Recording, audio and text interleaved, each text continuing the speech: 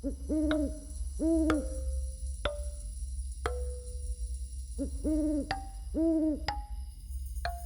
হ্যাঁ গো দাদু, আমি বুঝে গেছি তোমার কথা। আমি গ্রামে সকালেই আসবো, রাতে আসবো না। আর যদি কোনো অজানা ব্যক্তিকে দেখি, তাহলে আমি তার সাথে কথা বলবো না। কতবার তুমি একই কথা বোঝাতে থাকো। চলো এবার আমি ফোন রাখছি, কারণ বেরোনোর জন্য তৈরি হচ্ছি। যতীন এক 25 বছরের খুব সুন্দর নবযুবক ছিল। ও নিজের ইন্ডিভিজুয়াল ফ্যামিলির সঙ্গে শহরে বসবাস করছিল, কিন্তু ওর নিজের গ্রাম আর গ্রামের বংশগত বাড়ির প্রতি একটু আলাদা টান ছিল। এই কারণে যখনই ও সুযোগ পেত, ও নিজের গ্রামে যেত আর ঘুরে ফিরে চলে আসতো। যতীন আজ প্রায় 3 বছর পরে নিজের গ্রামে যাচ্ছিল, যেখানে ও কিছুদিন আগেই ঘটা ঘটনার থেকে একেবারে অজানা ছিল। আজ পূর্ণিমার দিন ছিল। সকাল 7টার সময় যতীন ট্রেন ধরে নিয়েছিল, আর প্রায় সন্ধে 5টার সময় যতীন পৌঁছে গেল ওর জেলা রাজগড়ে। এখান থেকে ওর গ্রাম প্রায় 5 কিলোমিটার দূরে ছিল। যতীন স্টেশনে নেমে পড়ল আর বাইরে বেরিয়ে ওর গ্রামে পৌঁছানোর জন্য গাড়ি খুঁজতে লাগলো। কিন্তু ও এটা দেখে অবাক হয়ে রয়ে যায় যে ওখানে উপস্থিত একটাও গাড়ি রাজগড় জেলার কোনো গ্রামে যাওয়ার জন্য তৈরি ছিল না। তখনই যতীন এক ঘোড়া চালকের সঙ্গে কথা বলে। আরে ও দাদা, একটু শোনো এদিকে। এই তোমরা গ্রামে যাওয়ার জন্য কেন মানা করছো? কোনো ভূত প্রেত আছে নাকি ওখানে? আরে কোত্থেকে এসেছো ভাই? তুমি কি রাজগড়ের ওই 14টা গ্রামে ছড়ানো আতঙ্কের ব্যাপারে জানো না? তুমি কথা গোল গোল কেন ঘুরিয়ে বলছো বলো তো? পরিষ্কার করে বলো না, কি হয়েছিল? আরে দাদা, এই সময় তো ওই ঘটনার উল্লেখ করতেও ভয় লাগে। শুধু এটা ভেবে নাও যে আজকে পূর্ণিমার রাত। ওই সব গ্রাম ভেতর থেকে কবরস্থানের সমান, যে গ্রামগুলোর মাটিতে এক পা রাখা মাত্রই তোমার মৃত্যুর গতি দ্রুত হয়ে যাবে। যেও না আজ ওখানে। এইটুকু কথা বলে ওই ঘোড়া চালক ঘাবড়ে গিয়ে ওখান থেকে চলে গেল। যতীন ওই ঘোড়া চালকের কথাগুলো বোঝার জন্য অনেক চেষ্টা করল। তারপর ও নিজেকে বলে উঠল, এই গ্রামবাসীদের কাজকর্ম বলে কিছু নেই, শুধু সবাইকে মশলা মাখাতে জানে। এদের তো মনে হয় যে আমরা শহরের লোকেরা এদের তৈরি গল্প গুজব শুনে ভয় পেয়ে যাব। যতীন নিজের মনে এটা বিড়বিড় করে আগে এগিয়ে চলল। ওর হাতে ওর একটা সুটকেস ছিল, যে কারণে যতীন কোনো গাড়ির সাহায্য ছাড়াই পায়ে হেঁটে গ্রামের দিকে এগিয়ে চলল। ওর রাস্তা ভয়ঙ্কর জঙ্গল দিয়ে পার করে যেতে হতো। যতীনের শুরুর কিছুটা সময় ভালোভাবেই কেটে গেল। ও সড়ক শেষ করে এখন গ্রামের জঙ্গলে প্রবেশ করছিল, আর তখনই ওর ফোনটা বেজে উঠল। ওহ ম্যান, আবার দাদু কল করছে। যতীন ওর দাদুর কল তুলল। যতীন খোকা, তুমি ঠিকঠাক আছো তো? আজকের রাতটা কোনো হোটেল বা লজে গিয়ে কাটিয়ে নিও। গ্রামে আসার দুঃসাহস একদম করো না, কারণ গ্রামে একটা খুবই মারাত্মক ডাইনি ঘুরে বেড়ায়। এই সুন্দর ছেলেদেরকে। ওর দাদু এইটুকু কথা বলেছিল, আর যতীনের ফোন ব্যাটারি লো হওয়ার কারণে বন্ধ হয়ে গেল। দাদু কি বলার চেষ্টা করছিল হবে? ঘোড়া চালক আর দাদু দুজনের কথা প্রায় একই ছিল। তাহলে সত্যি কোথাও না না, এখন শুধু একটা জঙ্গলই তো পার করতে হবে, তাড়াতাড়ি চলে যাব। যতীন নিজের গতি দ্রুত করে দিল। কিছুক্ষণ পরে ও একটা তীব্র সুগন্ধ পেল। ও হঠাৎ ওই সুগন্ধের দিকে আকর্ষিত হয়ে গেল আর ওই দিকেই যেতে শুরু করলো। ওটা কোনো সুগন্ধির গন্ধ ছিল, খুব মধুর গন্ধ। যতীন ওই সুগন্ধির গন্ধের দিকে আকর্ষিত হয়ে গেলে ও একটা বিয়ের মণ্ডপের মতো দেখতে লাগা একটা নির্জন পড়ে থাকা মণ্ডপের কাছে গিয়ে থেমে যায়, যেখানে সামনে ওর নববধূর কাপড় পরা একটা মহিলাকে দেখতে পায়। যতীনের সঙ্গে বশীকরণ হয়েছিল, আর এরই কারণে ও বিয়ের মণ্ডপ অবধি চলে এসেছিল। এরপরে যতীন আস্তে আস্তে মণ্ডপের ভেতরে প্রবেশ করে গেল। আর তারপর ওর সামনে দাঁড়ানো মহিলা ওকে বরমালা পরিয়ে দিল। আর এর ঠিক পরে যতীনও ওই মহিলাকে ওই বরমালা পরিয়ে দিল। যতীন নিজের থেকেই বিবাহের সব নিয়মবিধি পালন করতে লাগলো। বিবাহ সম্পন্ন হয়ে যাওয়ার পরে যতীন হঠাৎ করে অজ্ঞান হয়ে পড়ল। আর যখন ওর চোখটা খুলে যায় তখন ওর জ্ঞান ফিরে গেছিল আর নিজের কন্ট্রোলে ছিল। ওর পুরো শরীরে একটা ভয়ঙ্কর যন্ত্রণা শুরু হলো। যতীন ওই যন্ত্রণায় ছটপট আর উঠে দাঁড়ানোর চেষ্টা করছিল, কিন্তু এ কি, যতীনের হাত আর পা দুটোই বোনের সঙ্গে বাঁধা হয়েছিল। তখনই ও নিজের সামনে একটা মহিলাকে ঘোমটা দিয়ে আসতে দেখতে পেল। মহিলাকে দেখে যতীন জোরে চিৎকার করতে লাগলো, কে তুমি? আমাকে এভাবে কেন বেঁধে রেখেছ? তারপর ওই মহিলা নিজের ঘোমটা খুলে দিল। ওর চেহারা দেখে যতীনের পুরো শরীর কাঁপতে শুরু করলো। ওর পোড়া চেহারা নিয়ে একটা ভয়ঙ্কর মহিলা ছিল, যার চোখের তারা দুটো উধাও ছিল আর পুরো চেহারা থেকে লাল রক্ত ঝরে পড়ছিল। এত ভয়ঙ্কর দৃশ্য দেখে যতীন কাঁপতে শুরু করে দিল। কে তুমি? আমাকে যেতে দাও, আমাকে ছেড়ে দাও। ওই মহিলা যতীনের কাছে চলে আসে আর তারপর ওকে একটা ভারী আওয়াজে বলল, আমি তোকে বিয়ে করে এখানে নিয়ে এসেছি, কিন্তু আমি জানতে পেরে গেছি যে তুই আমার স্বামী নয়। এই জন্য এবার তোকে মরতে হবে। আমাকে মেরো না, ছেড়ে দাও আমাকে, যেতে দাও আমাকে।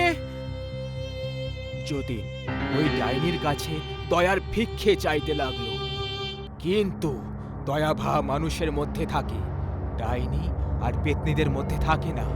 যতীনের ঠিক পাশে রাখা চাকু হাওয়াতে নিজের থেকে উঠে গেল আর ওই চাকু যতীনের মাথার আর পার হয়ে গেল, যে কারণে যতীন ছটপট করতে করতে মৃত্যুর ঘুম ঘুমিয়ে পড়ল।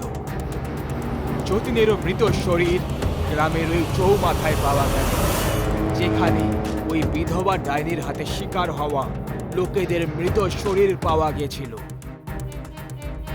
যতীনের মরা দেহের পাশে কয়েকজন লোক জমা হয়েছিল আর তখনই যতীনের দাদু ওখানে পৌঁছে যায় আর ওর মরা দেহটাকে দেখে কাঁদতে শুরু করে।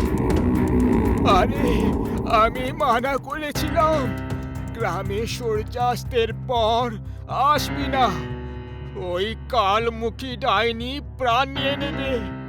আমি ওকে কিছু বলতে পারতাম আর তখনই ফোনটা কেটে গেল। হে ভগবান, এই সব কি হয়ে গেল?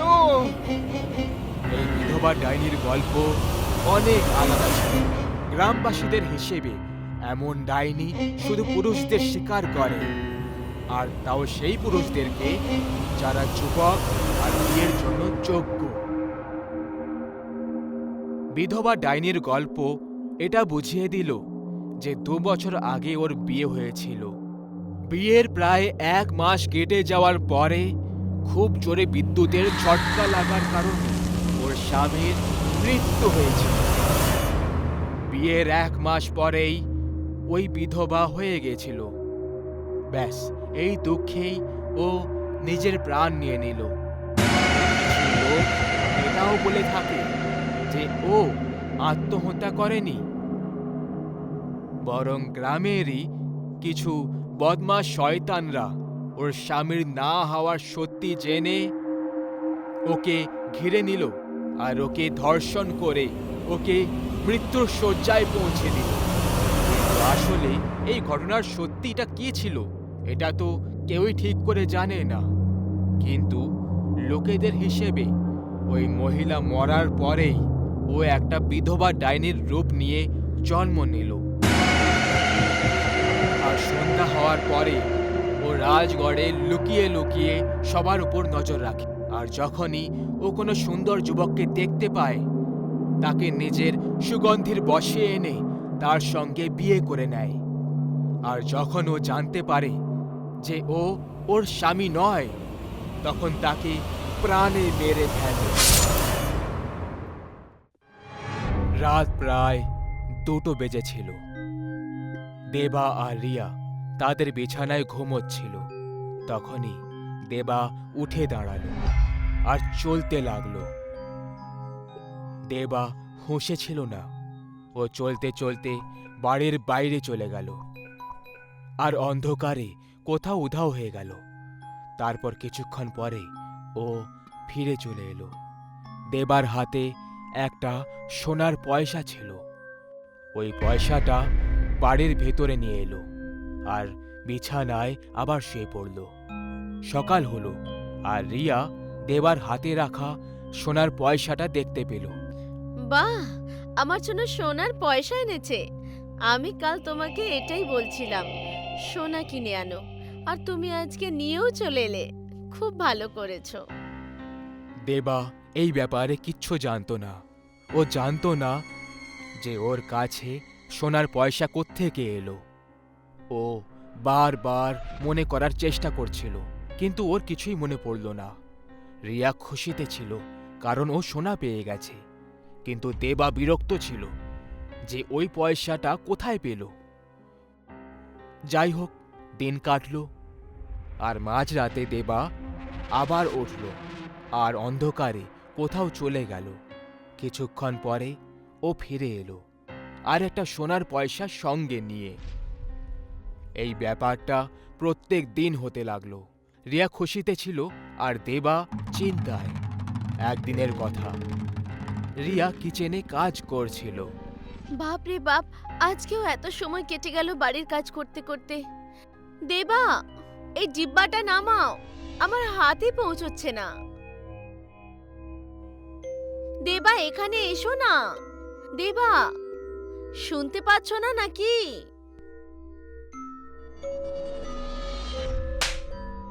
আহ! আর কখনো আমাকে হাত লাগাবে না। দেবা রিয়াকে খুব জোরে থাপ্পড় মারল আর ওখান থেকে চলে গেল। কি জোরে মেরে গেল! আমি কি এমন ভুল করলাম? যাও, আমিও কথা বলবো না। রাত হয়ে গেছিল। দেবা আর রিয়া ঘুমোচ্ছিল। ঘুমের ঘোরে রিয়া দেবার ছাতিতে হাত রাখল। দেবা নিজের চোখ খুব রেগে গিয়ে খুলল আর রিয়ার দিকে তাকালো। আর রেগে গিয়ে রিয়াকে জোরে একটা লাথি মেরে বিছানা থেকে নিচে ফেলে দিল। আহ! আহ! আহ! দেবার গায়ে হাত লাগাবে না। আমাকে কেন ধাক্কা দিলে? তোকে বলেছিলাম দেবার গায়ে হাত লাগাবি না। তাহলে কেন আমার দেবার গায়ে হাত লাগালি? দেবা শুধু আমার। তোর সোনা দরকার ছিল, তাই না? প্রত্যেকদিন সোনা পেয়ে যাচ্ছিস, তাহলে সোনা পেয়ে খুশি থাক। দেবাকে ভুলে যা। কেমন কথা বলছো তুমি? দেখো, আমার মাথা থেকে রক্ত বেরোচ্ছে। দেবা রিয়ার কাছে গেল। তুই তো মরবি, আমার হাতে মরবি। দেবা রিয়ার গলা ধরে হাওয়াতে তুলে নেয়। রিয়ার দম বন্ধ হতে লাগলো। তখনই কারোর চলার আওয়াজ এলো। একটা অঘরী জানলার কাছে এসে দাঁড়িয়ে পড়ে। অঘরীকে দেখে দেবা অজ্ঞান হয়ে যায় আর রিয়া দৌড়তে দৌড়তে ঘরের বাইরে ওই অঘরীর কাছে চলে যায়। আমাকে আমাকে দয়া করে বাঁচিয়ে নিন। আমার স্বামী আমাকে মেরে ফেলবে। ও তোর স্বামী নয়, তোর স্বামীর ভেতরে একটা ডাইনি বসবাস করছে। ওই ডাইনি তোর স্বামীকে দিয়ে এই সব করাচ্ছে। কি? আমি আপনার কাছে হাত জোড়ো করছি, আমার স্বামীকে বাঁচিয়ে নিন। এই সব তোর কারণেই হয়েছে। তোর স্বামীর এরকম অবস্থা তোর কারণেই হয়েছে।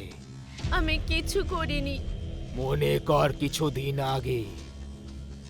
কতদিন ধরে বলছি আমার সোনা চাই। আরে কোথা থেকে নিয়ে আসবো তোমার সোনা? এত দাম বাড়ছে, টাকা আর বাকি থাকে কোথায় যেটা দিয়ে আমি তোমার জন্য সোনা কিনবো? সেটা আমি শুনতে চাই না। যদি এটাই বলার ছিল তাহলে বিয়ের সময় কেন কিছু বলনি? তোমার মতো স্বামী যেন আর কেউ না পায়। আমার তো জীবনটাই নরক হয়ে গেল তোমার সাথে। যেভাবে হোক নিয়ে এসো, নিজেকে বিক্রি করে নিয়ে এসো, কিন্তু আমার সোনা চাই। এবার তুই খুশি তো? প্রত্যেক দিন একটা করে সোনার পয়সা পেয়ে যাচ্ছিস তুই। তুই বলেছিলি না নিজেকে বিক্রি করে সোনা নিয়ে এসো। তোর স্বামী নিজের আত্মা ওই ডাইনিকে বিক্রি করে দিয়েছে, আর তার বদলে প্রত্যেক দিন একটা করে সোনার পয়সা পেয়ে যায়। ভুলে যা নিজের স্বামীকে তুই। না না, আমি আমার স্বামীকে চাই। আমার স্বামীকে বাঁচিয়ে নিন। চেষ্টা করে দেখছি, বাকি সব ভগবানের ভরসায়।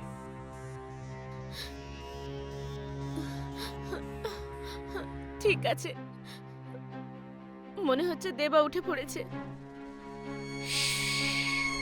চুপ করে আমার পেছনে আয়। রাত 2টো বেজে গেছিল। দেবা উঠে জঙ্গলের দিকে চলে গেল। দেবার পেছনে অঘরী আর রিয়াও জঙ্গলে চলে গেল।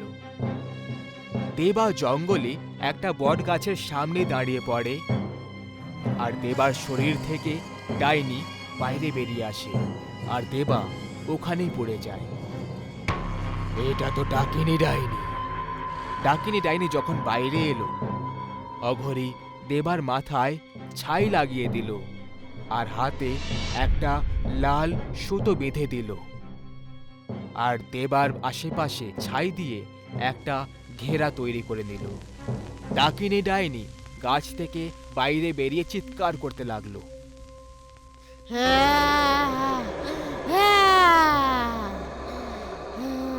অঘরী, আমাকে দেবার শরীরে যেতে দে। না, তুই দেবাকে ছেড়ে দে। না, ছাড়বো না আমি দেবাকে, আর তোকেও মেরে ফেলবো। তুই আমাকে স্পর্শ করতে পারবি না, তোকে আমি পুড়িয়ে ভস্ম করে দেব। ডাকিনী ডাইনি রিয়ার শরীরে ঢুকে পড়ে। দেবের জ্ঞান ফিরে যায়। রিয়া! আমাকে ভস্ম করলে আমার সাথে ও মরে যাবে।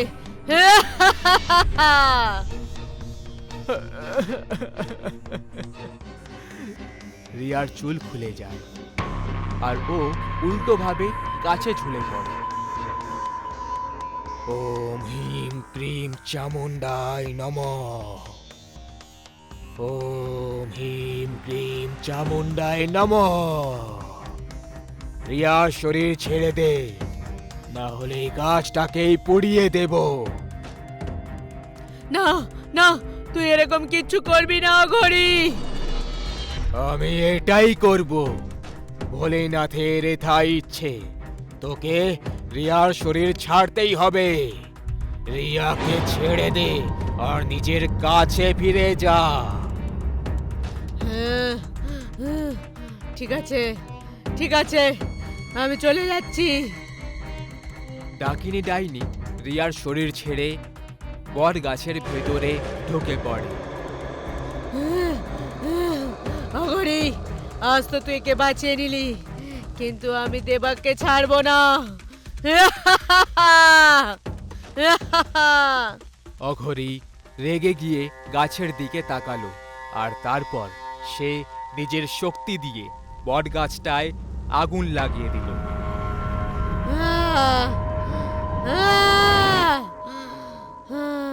গাছ পুড়ে যাওয়ার কারণে ডাইনি আর পেত্তিদের চিৎকারের আওয়াজ শুনতে পাওয়া গেল। দেবা, এইসব তুমি নিজে করেছিলে না? সেদিন তুমি ওই কালো জাদুঘরের কাছে যেতে, আর না এই ডাইনি তোমার পেছনে লাগতো।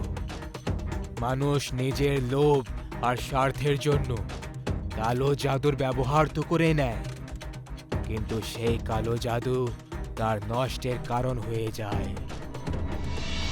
এখনো সময় আছে, শুধরে যাও। এইবারে আমি তোমাকে বাঁচিয়ে নিয়েছি, প্রত্যেকবার আসবো না। ঘরে যাও, আর যা কিছু তোমাদের কাছে আছে সেটা নিয়েই খুশি থাকো। বেশি টাকার লোভ করো না।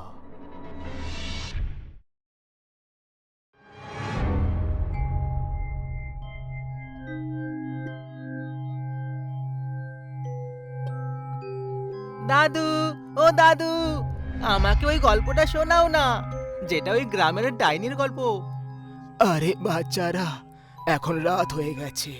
এত ছোট বাচ্চাদের রাতে ভূত প্রেতের গল্প শোনা উচিত নয়। দাদু, এখন আমরা বড় হয়ে গেছি, প্লিজ আমাদের ওই গল্পটা শোনাও না। আচ্ছা ঠিক আছে বাচ্চারা, যখন তোমরা এত বেশি জিদ করছো তাহলে শুনিয়ে দিচ্ছি। এই গল্পটা আজ থেকে অনেক বছর আগের পুরনো।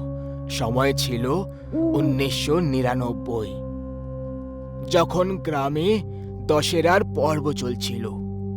সব লোকেরা মেলা দেখতে যাচ্ছিল, আর তখনই কিছু লোক মিলে সড়কের ওপর একটা লম্বা শাড়ি পরে থাকতে দেখে। ওই শাড়িটা দেখে কারোর কিছু ঠিক লাগলো না। সবারই ওই শাড়িটাকে ডিঙিয়ে রাস্তা ক্রস করার ইচ্ছে হলো, কিন্তু একটা বেয়াড়া ছেলে মোটেই মানল না, আরও ওই শাড়িটাকে ডিঙিয়ে দিল। সড়কের পাশ দিয়ে পেরোনোর পর সবাই বাঁশবাগানের কাছ থেকে একটা আওয়াজ শুনতে পেল, যেটা জলের পড়ার আওয়াজ ছিল। একদম মনে হলো যেন কেউ স্নান করছে। সবাই যখন ওইদিকে টর্চ মারলো, তখন তারা একটা মহিলাকে স্নান করতে দেখলো, কিন্তু পরের মুহূর্তে সবার টর্চ একসাথে ফিউজ হয়ে গেল, আর আবার অন্ধকার ছেয়ে গেল। সবাই বুঝতে পেরে গেল, সে যাই হোক না কেন, এটা কোনো পেতনি বা ডাইনি হবে। সবার সন্দেহ একদম এটাই ছিল। সবাই সেই রাতে তাড়াতাড়ি ওখান থেকে বেরোলো।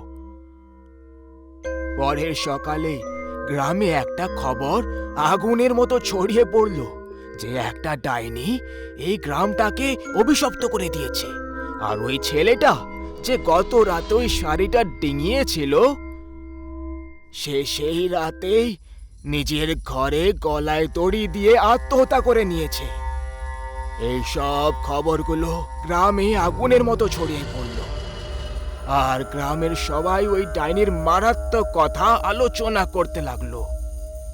প্রায় দশেরা, দীপাবলির মতো অনুষ্ঠানে গ্রামে গঞ্জে ডাইনি পেতনি ঘুরে বেড়াতে থাকে।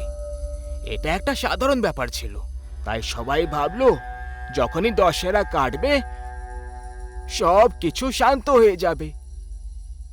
কিন্তু এরকম হলো না, বরং ওই ডাইনির গড়ার সর্বনাশ তার জন্ম নিয়ে ফেলেছিল। দশেরার 10 দিন পেরোনোর পরেই গ্রামে হঠাৎ তুফান এসে গেল। সমস্ত গৃহপালিত পশু মরতে লাগলো। কেউ মাঝরাতে ওদেরকে মেরে ওদের পুরো রক্ত চুষে নিত। বাচ্চারা অবধি জ্যান্ত জন্মাচ্ছিল না। গর্ভবতী মহিলাদের বাচ্চা তাদের গর্ভেই মরে যেত। সবার এটাই ধারণা ছিল যে এই সবের কারণ ওই ডাইনিটাই, যে নিজের অভিশাপ দিয়ে পুরো গ্রামকে বরবাদ করে দিয়েছে। গ্রামে এখন কৃষিকাজও অসম্ভব হয়ে গেছিল। জমিতে মাটি অনুর্বর হয়ে গেছিল, সব ফসল শুকিয়ে গেছিল, আর এই কারণে অনেক কৃষকরা আত্মহত্যা করে নিয়েছিল। কিন্তু দাদু, এই ডাইনি লোকেদেরকে এইভাবে কেন মারছিল? ও কি কোনো প্রতিশোধ নিতে এসেছিল? না, ও কোনো প্রতিশোধের উদ্দেশ্যে আসেনি। ওই গ্রামটাকে নিজের অধীনে করতে চেয়েছিল, কারণ ও আমাদের গ্রামটাকে নিজের আড্ডা করতে চেয়েছিল, যে পরামর্শটা ওকে এক তান্ত্রিক দিয়েছিল। কিছু বছর আগে গ্রামবাসীরা ওই তান্ত্রিকের এই জঘন্য কাজের জন্য পিটিয়ে পিটিয়ে তাকে গ্রাম থেকে বার করে দিয়েছিল। আর তারই পরামর্শ শুনে ওই ডাইনিটা আমাদের গ্রামকে লক্ষ্য করেছিল। তাহলে দাদু এর পরে কি হলো? ওই ডাইনিটা সবাইকে মেরে দিয়েছিল?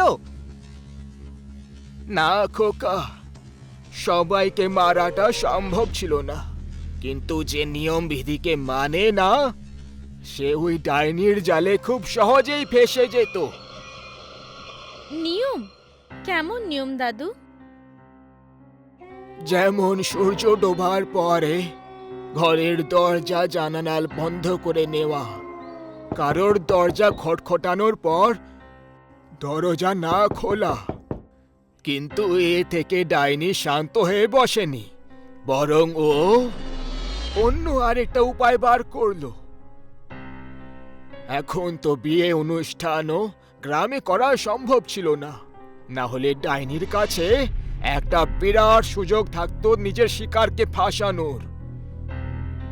ও গ্রামের সব লোকেদেরকে নিজের বশে করতে শুরু করে দিল, আর তা থেকে অন্যদের ক্ষতি করা শুরু করে দিল। আস্তে আস্তে ওই ডাইনির আতঙ্ক বেড়ে যেতে লাগলো। দাদু তাহলে গ্রামবাসীরা ওই ডাইনির হাত থেকে মুক্তি কি করে পেল? গ্রামবাসীরা ওই ডাইনির আতঙ্কে ঘাবড়ে গেছিল।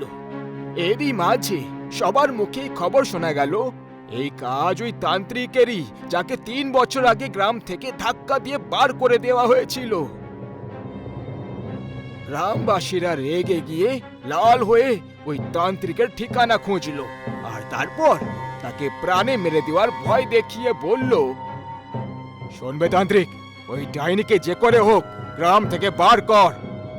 আমরা জানি তুই ওই ডাইনিকে আমাদের পেছনে লাগিয়েছিস। যদি তুই এরকমটা না করিস তাহলে তোকে আমরা এমন ভয়ঙ্কর মৃত্যু দেব যে তুই তন্ত্রবিদ্যাও ভুলে যাবি। গ্রামবাসীরা ওই তান্ত্রিকের কাছ থেকে তার কবচটা কেড়ে নেয়, যার মাধ্যমে সে বেঁচে ছিল। যদি কিছুদিনের মধ্যে ওর কবচটা না পায় তাহলে ও নিজের সব শক্তি হারিয়ে ফেলবে, যে জন্য তার এত বছরের তপস্যা মাটি হয়ে যাবে। তান্ত্রিককে বাধ্য হয়ে গ্রামে আসতেই হলো। সে বছরের শেষ রাতে সাধনা শুরু করলো। সাধনাতে আমি আর আমার সাথে আরো 2জন সাথী বসেছিল। তান্ত্রিক এবার মন্ত্র জপ করতে শুরু করলো। ওই ডাইনি কিছুক্ষণের মধ্যে সামনে এসে হাজির হলো। সে খুবই ভয়ঙ্কর চেহারা নিয়ে এসেছিল। ওকে দেখে আমরা সবাই ভেতর থেকে কেঁপে উঠলাম, কিন্তু পালাতেও পারতাম না। যদি পালাতাম তাহলে আমাদের প্রাণ ত্যাগ করতে হতো। এবার তোকে এই গ্রামটা ছেড়ে দেওয়া উচিত। আমার উদ্দেশ্য পুরো হয়ে গেছে। উদ্দেশ্য তো তোর পুরো হয়ে গেছে, আমার নয়। আমি এখানে তোর উদ্দেশ্যের জন্য এসেছিলাম, কিন্তু যাব নিজের উদ্দেশ্য পুরো করে। ওই ডাইনি গ্রাম ছেড়ে যাওয়ার জন্য মানল না। তারপর নিজের সব থেকে শক্তিশালী যজ্ঞ শুরু করে দিল। আর অনেক ঘন্টা এই সাধনা চলার পর শেষমেশ ওই ডাইনি দুর্বল হয়ে গেল। আর তারপর তান্ত্রিক ওকে সামনের বট গাছের সঙ্গে বেঁধে দিল। মুক্ত হওয়ার জন্য তান্ত্রিক ওকে গ্রাম ছেড়ে যাওয়ার শর্ত রেখে দিল। দেখ, যদি তুই চাস যে তুই আজীবন এই গাছে বাঁধা হয়ে থাকবি তাহলে এখনো তোর জিদটাকে ছাড়িস না। আর যদি তুই এই গ্রামটাকে ছাড়ার কথা দিস তাহলে আমি তোকে মুক্ত করে দেব। ঠিক আছে তান্ত্রিক, আমি এই গ্রাম ছেড়ে দেব, কিন্তু আমারও একটা শর্ত আছে যে এখানে উপস্থিত কোনো লোক আজকের ঘটনার উল্লেখ কখনো কারোর কাছে করবে না। তা না হলে আমি তার সামনে চলে আসব আর তাকে মেরে ফেলবো। এটা বলা মাত্রই ওই ডাইনি অজ্ঞান হয়ে যায়, আর তান্ত্রিক ওকে গাছ থেকে মুক্ত করে দেয়, আর গ্রাম আবার আগের মতো হয়ে যায়। আরে দাদু, তুমি তো বললে যে ওই ডাইনি সবার কাছে এটা দাবি রেখেছিল যে কেউ ওই রাতের ঘটনার উল্লেখ কারোর সাথে করবে না, না হলে ও সামনে এসে যাবে। তুমি তো আমাদেরকে এই সব কিছু বলে দিলে। হে রাম, হে আমি কি করে ফেললাম? বুড়ো বয়সে স্মৃতিশক্তি দুর্বল হয়ে গেছে যে নিজের মৃত্যুকে ডাক দিয়ে ফেললাম। তখনই ঘরের লাইট চলে গেল আর হালকা আলোয় ওই তিনজন সামনে একটা বড় মহিলার ছায়া দেখতে পেল। আর তখনই দাদুর গম্ভীরভাবে ছাতির যন্ত্রণা শুরু হলো। আর দাদুর গল্প আর তার জীবনের সময় এখানেই সমাপ্ত হয়ে গেল। আরে ভাই, ওই দেখ, মেয়েটা কি দারুণ লাগছে, সত্যি বলছি, পেয়ে গেলে কি মজাই হতো। রাজন আর সত্যম শ্যাম পার্কে টহল দিচ্ছিল। তখনই তারা ওখানে একটা খুব সুন্দর মেয়েকে দেখতে পায় আর রাজন তার থেকে পুরোভাবে মুগ্ধ হয়ে গেছিল। হ্যাঁ ভাই, মেয়ে তো খুব সুন্দর, কিন্তু তোর মনে কি চলছে? হ্যাঁ। তখনই সত্যমের একটা কল চলে আসে আর সত্যম ফোনে কথা বলতে বলতে পার্ক থেকে বেরিয়ে চলে যায়। কিন্তু অন্যদিকে রাজন এখন ওই মেয়েটাকে দেখে যাচ্ছিল। রাজনের ওই সন্ধ্যাটা মেয়েটাকে দেখতে দেখতেই কেটে গেল। রাজন গোটা রাত ধরে সেই সুন্দরী মেয়েটার কথা ভেবে হারিয়ে থাকলো। তারই সঙ্গে ওর এই জন্য আফসোসও হচ্ছিল যে ও ওই মেয়েটার সঙ্গে কথা বলতে পারল না। পরের দিন যখন রাজন দ্বিতীয়বার সেই পার্কেই গেল, তখন এইবারেও ও ওই মেয়েটাকে ঠিক একই জায়গায় বসে থাকতে দেখে যেখানে গত সন্ধেবেলায় ওকে দেখেছিল। রাজন ওই মেয়েটার কাছে যায়, তার সঙ্গে কথা বলার চেষ্টা করতে লাগে। হাই, আমি রাজন, আমি এখানেই পাশেই থাকি। আর আপনার নাম? রাজন নিজের ইন্ট্রোডাকশন তো দিয়ে দিয়েছিল, কিন্তু ওই মেয়েটা এটা শুনে কিছুই রিয়াক্ট করলো না আর নর্মাল হয়েই রইল। এর কিছুক্ষণ পরে দ্বিতীয়বার রাজন ওই মেয়েটাকে সেই কথাটাই আবার বলল, কিন্তু এইবারেও লাভ হলো না। রাজন একটু রেগে গিয়ে ওখান থেকে পেছনের দিকে ঘুরে গেল আর ফেরত যেতে লাগলো।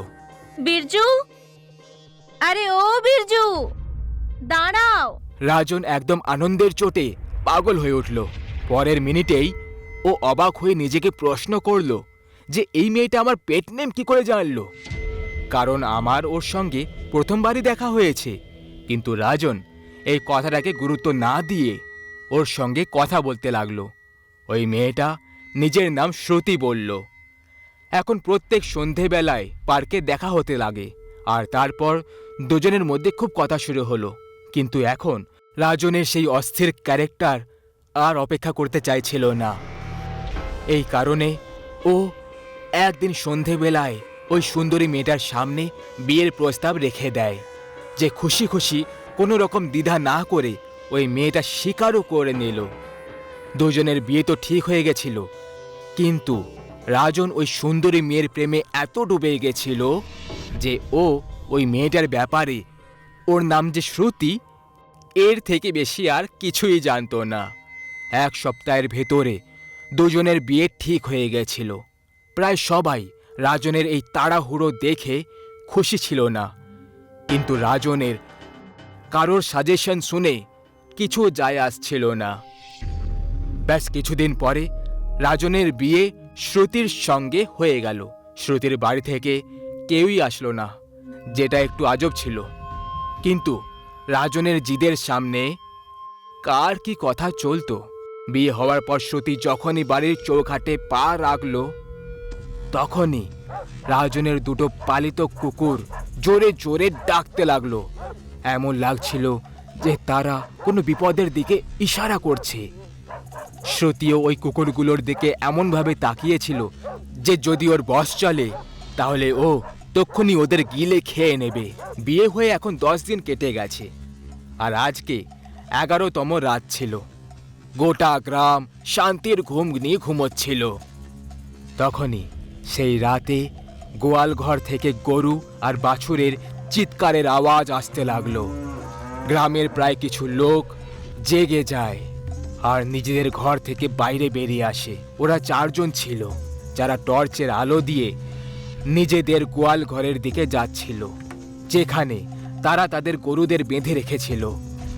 ওরা তাদের গোয়াল ঘরের কাছে পৌঁছয় তখন ওরা ঘুঙুর আর ঝুমকার আওয়াজ শুনতে পেল। ওরা সবাই একটা বড় দেওয়ালের পেছনে লুকিয়ে পড়ে। কিন্তু তখনই ওরা যে দৃশ্যটা দেখল সেটা দেখে তাদের তো হুঁশ উড়ে গেল। ওরা দেখল এই গ্রামের নতুন বউ আর রাজনের স্ত্রী মানে শ্রুতি একটা ডাইনির রূপ ধারণ করে বাছুরগুলোকে চিড়ে চিড়ে খেয়ে চলেছিল। ও রক্ত খেতে ব্যস্ত ছিল, তার সাথে জানোয়ারদের নাড়ি ভুড়িগুলো খেয়ে মাটিতে ফেলে রেখে দিয়েছিল। ওখানে উপস্থিত সেই 4 জনের গায়ে কাঁটা দিয়ে দিল আর ভয়ের চোটে সবাই ওখান থেকে দৌড়তে লাগলো। এরই মধ্যে ওই ডাইনিটা ওই লোকগুলোকে ওখানে অনুভব করে নিল আর বাছুরের মাংসকে একদিকে রেখে দিয়ে সোজা দেওয়ালে ঝাঁপ দিয়ে দিল। তাদের মধ্যে 3 জন তো পালিয়ে গেল, কিন্তু একজন দুর্ভাগ্যক্রমে ওখানেই আটকে যায়। আমার আসল রূপটা তুই একদম কাছ থেকে দেখেছিস, এখন তোর বেঁচে পালানো তো অসম্ভব।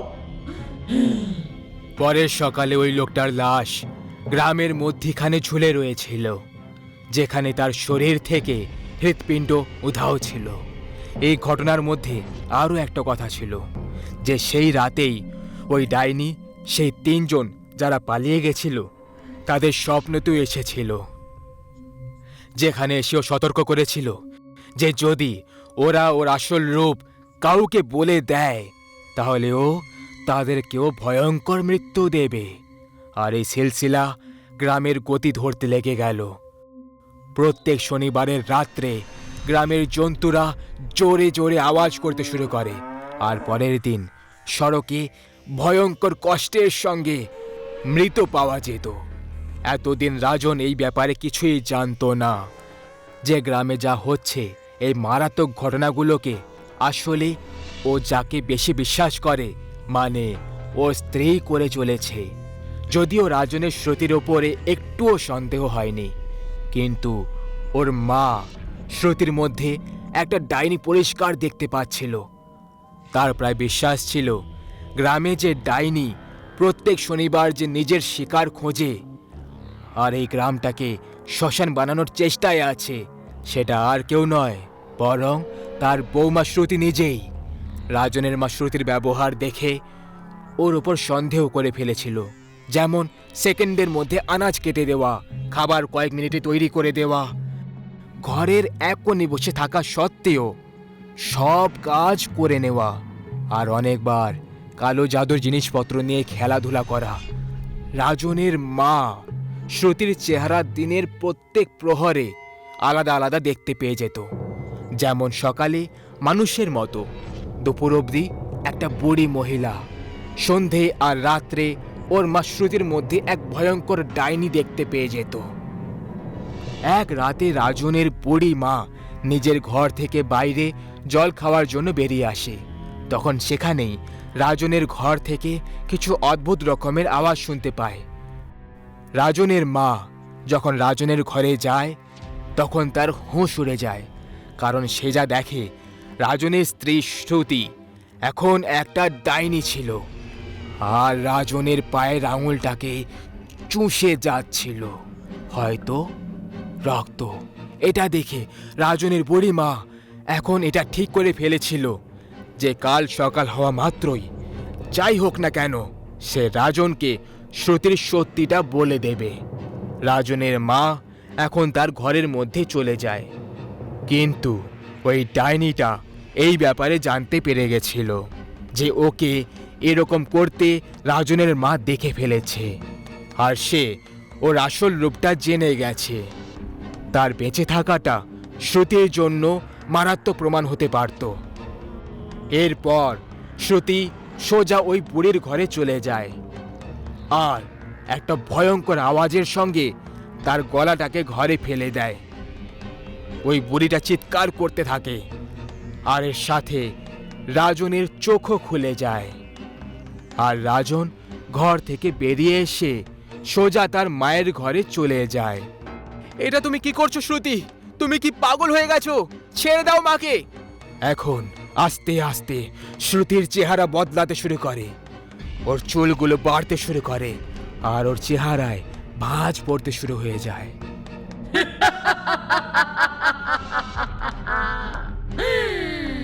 তুই কি ভেবেছিলি আমি তোকে ভালোবাসি? না, তুই তো শুধু আমার এই গ্রামে আসার একটা রাস্তা ছিলি। বহু বছর আগে আমার মা অবন্তিকাকে তোমরা সবাই জ্যান্ত পুড়িয়ে মেরেছিলে। আমি তারই প্রতিশোধ নিতে এসেছি। অবন্তিকা, ওই ডাইনি যে গ্রামের অসহায় বাচ্চাদের বলি চড়াতো। হে ভগবান! এই ডাইনি, তুই আমার মাকে ছেড়ে দে, না হলে আমি আমার বন্দুক দিয়ে তোকে মেরে ফেলবো। ওই ডাইনিটা রাজনের মাকে একটা কোণে ছুঁড়ে ফেলে দেয় আর সোজা রাজনের উপর ঝাপটা মেরে দেয়। এরপরে ও রাজনের গলায় নিজের দাঁত বসিয়ে দেয় আর রাজন ছটপট করতে করতে ওখানেই প্রাণ হারিয়ে ফেলে। বুড়ি মায়ের হৃদয়ে অ্যাটাক পড়ে যায় আর তারও মৃত্যু হয়ে যায়। লোকেরা এটা বলে এরপরে ওই ডাইনিটা সেই রাতে ওখানে উপস্থিত কোনো মানুষজনকে জ্যান্ত ছাড়েনি, সবাইকে মেরে দেয়, কাউকে পুড়িয়ে তো কাউকে খুন করে দিয়ে। সবাই বলে বহু বছর আগে অবন্তিকা নামের ডাইনি এই গ্রামেই বাস করত, যে গ্রামের অসহায় বাচ্চাদের বলি চড়িয়ে দিত। যখন লোকেরা জানতে পারল, তাকে গ্রামের মধ্যিখানে বেঁধে দিয়ে জ্যান্ত পুড়িয়ে দিয়েছিল, কিন্তু তার মেয়ের ওপর কারোর নজর পড়েনি। আজকে 22 বছর পরে ওই মেয়েটাই ফিরে এসেছে প্রতিশোধ নিতে, আরও গোটা গ্রামকে শ্মশান ঘাট বানিয়ে দেয়। বন্ধুরা, রাজনের একটা ভুলের পরিণাম গোটা গ্রামকে ভোগ করতে হলো। যদি আপনিও কোনো এমন মেয়েকে দেখেন যে দেখতে খুব সুন্দর মনে হবে কিন্তু সে কেউ অজানা, তাহলে তার থেকে দূরে থাকাটাই সবচেয়ে ভালো হবে, কারণ প্রায় সময় সুন্দর চেহারার পেছনেই মুখোশ পরা শয়তান লুকিয়ে থাকে। এই কাহিনীটা প্রায় 20 বছর আগেকার, যখন গ্রামেগঞ্জে প্রায় সময় সবাই বাইরে বা ছাদেই ঘুমোতো। সেই সময় এত আধুনিকতা ছিল না। 6 বছরের শুভম তার দাদুর সঙ্গে ঘরের বারান্দায় ঘুমোচ্ছিল। তখনই ও কিছু একটা আওয়াজ শুনতে পেল। ও ঘুম থেকে জেগে গেল। ও নিজের থেকে প্রায় 20 মিটার দূরত্বে একটা সাদা শাড়ি পরে মহিলাকে দাঁড়িয়ে থাকতে দেখল।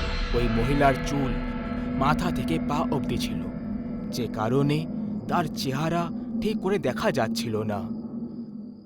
তার ওপর পুরো পরিবেশে ঘন কুয়াশা ছেয়ে গেছিল। শুভম কিছুক্ষণ অবধি ওই মহিলার দিকে একভাবে তাকিয়ে দেখল, কিন্তু তারপর ওই মহিলা শুভমকে নিজের কাছে আসার ইশারা করতে লাগলো। শুভমও আস্তে আস্তে তার দিকে এগিয়ে গেল, আর তখনই ওই মহিলা শুভমের চেহারায় স্পর্শ করে আর তারপর ওকে নিয়ে কোনো একটা জায়গায় নিয়ে চলে গেল আর উধাও হয়ে গেল। পরের সকালে দাদু নিজের কাছে শুভমকে দেখতে পেল না। তখন ওকে পুরো বাড়িতে খুঁজতে লাগলো। শুভম, খোকা শুভম, শুভম। দাদু বাড়ির লোকেদের কাছেও শুভমের ব্যাপারে জিজ্ঞেস করে, কিন্তু বাড়ির লোকেরা তো উল্টে দাদুকেই প্রশ্ন জিজ্ঞেস করতে লাগলো। আরে ও সুমন বাবু, তুমি কোথাও শুভমকে দেখেছো? আরে তুমিও যে কি করো এখন বাবা? তোমার সাথীও প্রত্যেকদিন রাতে ঘুমোয়, আর তুমি আমাদেরকে প্রশ্ন জিজ্ঞেস করছো? কি জানি শুভম কোথায় চলে গেল, এখন কোথায় খুঁজবো ওকে? দাদু কিছুক্ষণ শুভমের ব্যাপারে ভাবলো, কিন্তু তখনই সে হঠাৎ করে দৌড়ে বারান্দায় চলে যায়, যেখানে সে শুভমের জুতো সব সময় পরে থাকতে দেখত। এটা দেখা মাত্রই দাদু চিৎকার করে ওঠে, হে রাম, আমাদের বাচ্চাকে ওই ডাইনি তুলে নিয়ে চলে গেছে। আমি আগেই মানা করেছিলাম ছোট বাচ্চাদের বারান্দায় শোবার জন্য পাঠাবে না, কিন্তু এই বুড়ো লোকটার কথায় কে কান দেয়? তখনই ওখানে সুমন দৌড়ে দৌড়ে চলে আসে। আরে কি হয়েছে বাবা, কেন এত চিৎকার করছো?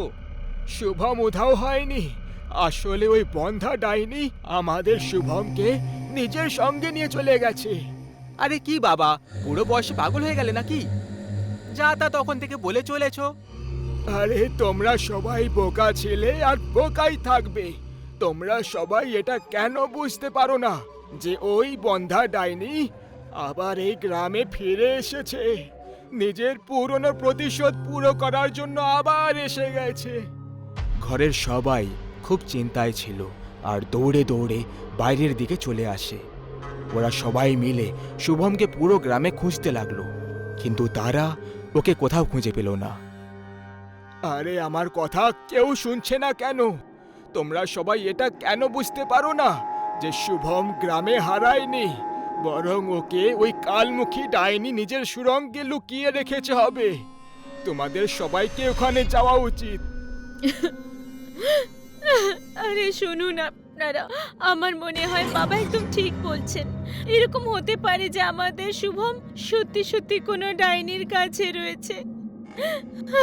আরে কি সুমনা, তুমিও না বাবার কথাই বিশ্বাস করছো? এতে আমাদের শুধু সময় নষ্ট হবে। আরে বাবা, চেষ্টা করতে বাধাটা কোথায়? আমি তোমাদের কাছে অনুরোধ করছি, আমার বাচ্চার জন্য একবার দাদুর কথা মতো ওই জায়গায় গিয়ে দেখা দরকার। তারপর সবাই দাদুর কথা মতো জায়গায় যাওয়ার জন্য বেরিয়ে পড়ে। ওদের পৌঁছতে পৌঁছতে সন্ধে হয়ে গেছিল, আর সব শেষে ওরা সবাই একটা সুড়ঙ্গের কাছে গিয়ে থেমে যায়। গ্রামের আরও কয়েকজন লোক ওদের সঙ্গে ছিল।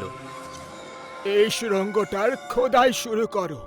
এটাকে ততক্ষণ খুঁড়তে থাকো যতক্ষণ এর নিচে থেকে রক্তের ফোঁটা আর চিৎকার না শুনতে পাওয়া যায়। বাবা, আমার সত্যি মনে হয় যে তুমি বুড়ো বয়সে এসে পাগল হয়ে গেছো।